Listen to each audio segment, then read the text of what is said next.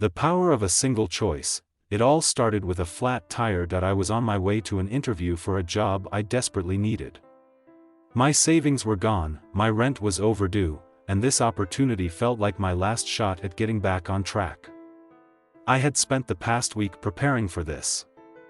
My resume was polished, my answers to potential questions were rehearsed, and I'd even picked out the perfect tie, a deep navy blue, because I read somewhere that it projects trustworthiness. But life, as it often does, had other plans. Halfway to the interview, I felt the car lurch and heard the dreaded flapping sound.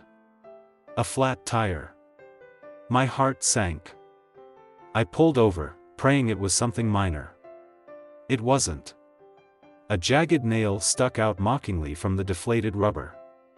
To make matters worse, I didn't have a spare tire. My phone screen lit up with the time, 10:20 a.m.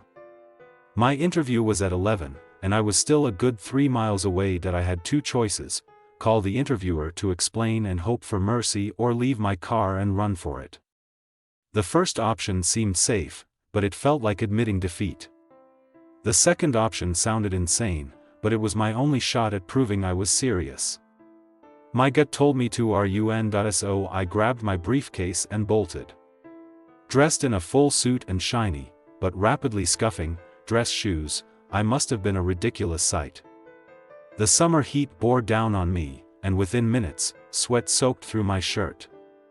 I could feel my tie clinging to my chest like a second skin, but I kept going, fueled by desperation. That I had barely made it a mile when I saw her, a little girl, maybe 7 or 8, sitting on the curb, crying.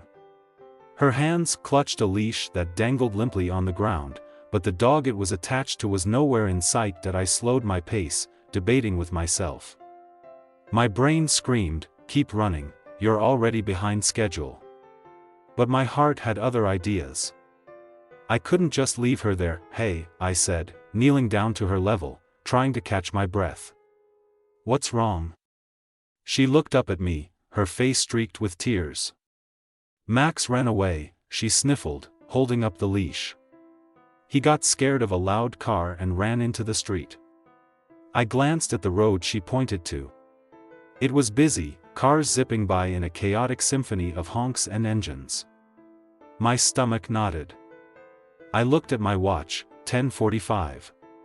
15 minutes left. Another choice. Which way did he go?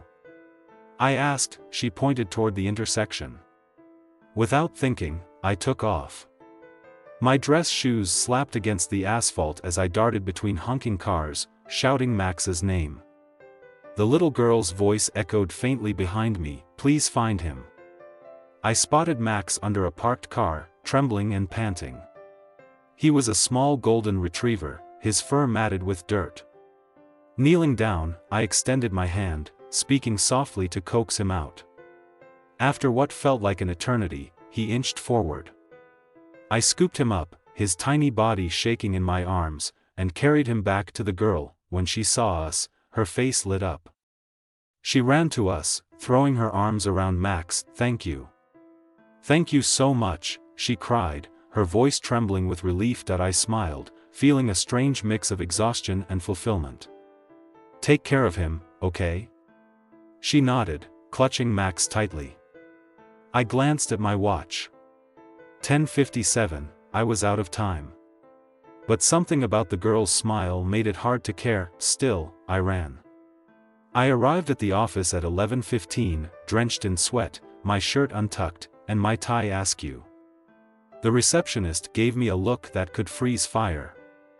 "You're late," she said bluntly, motioning toward a row of chairs. I slumped into one, clutching my briefcase and wondering if I'd just sabotaged the one chance I had to turn things around.